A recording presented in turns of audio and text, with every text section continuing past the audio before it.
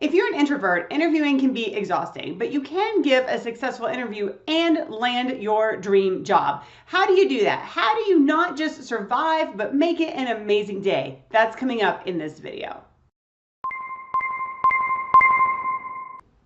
Hi everyone, I'm Leigh from teachingacademia.com, and I'm all about giving you the tools you need to navigate academia to make your best impact. Today we're talking about interviewing while introverted, and I'm going to tell you something. I am an introvert. Being an introvert doesn't mean that you don't like people. It just means that the longer you're around people, the more draining it gets, which means that on-campus interviews, particularly those that last multiple days, are very draining for introverts, all right?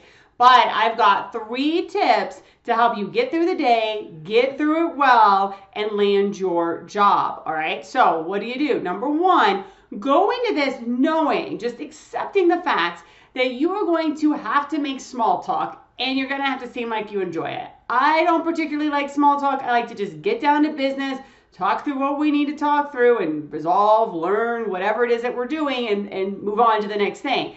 That's part of an interview. You will do that, but you're also going to have to make small talk. You may not be a fan of it. I'm not a big fan of it in general, but just accept that it's a thing that's going to happen. Now, as the day goes on, people are going to assume that you're tired. They're going to assume that about anybody. It's a very fair and safe assumption, and you are going to get tired, but you still have to maintain appearances. You still have to bring that energy. You still have to suck it up, and you still have to do it.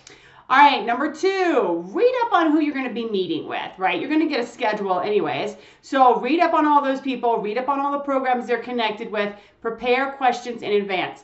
As an introvert, you may not do too well. I know I don't when I'm just put on the spot. I like to have time to think and process. But in an interview, that doesn't work that way. So if you come with questions in advance, that's going to help you, okay? You're going to have some things that you want to talk about with that person or that group. You can sort of lead and direct the meeting to some extent, all right? And that's going to be good. They're going to appreciate that. Keep your questions and your notes. Bring a notebook with you. It's totally fine in an interview when you're meeting with somebody to say, yes, I do have questions for you, and to take out a notebook and to have a list of questions prepared for that meeting. It's fine. You can reference that. Bonus tip, learn a few details about the people that you're meeting with, right? And so you can discuss it. So even if their research isn't in your area, just know a little bit about their research. Maybe you've looked at or skimmed a piece or you've just read a little summary about them and then talk to them about it. They don't expect you to be experts on their research, but people like to know that you've put in some time and effort and thought about them. So that's a little bonus that you can do. And then finally, number 3, be prepared to answer common questions on the spot. Now, again, as with a phone interview, there's no way to know kind of what questions you're going to be asked, right? Anything can happen, but there are some common ones that you can have thought through in advance that will help you. The first one is, why do you want to come here, right? What interests you about this university, this job, this department? In some cases, where you're living, where you would be living would be the issue. So it might be like, hey, this is a fabulous place to work, but why do you want to live here, right? So be prepared to answer that on the work front and on the general lifestyle front, okay? And it's fine to talk about both in your response. Do you have any questions for us? Okay, people typically ask that. Obviously, if you come in with questions and you're asking questions, that's fine. But if you're in a situation where you don't have an opportunity to ask questions up front, people generally try to give you space to do that. Always make sure you have questions. It's fine to have questions that you might ask the same over and over again to multiple people, just to see what kind of answers you get, or because you're tired. That's fine.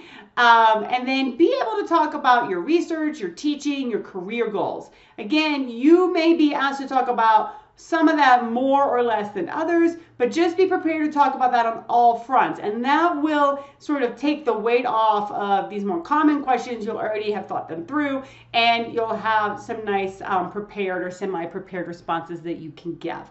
All right, so that is interviewing while introverted. If you are interested in learning more tips and tools for how to land your dream job, I have a course that helps you do just that. I have a link to it in the show notes, so check it out. Head down to the comments. Let's talk about questions you have about, finding a job in academia, interviewing, whether you're introverted or not, tips that you have, tips and questions that you have, challenges you face. I look forward to hearing from you and helping you land your dream job.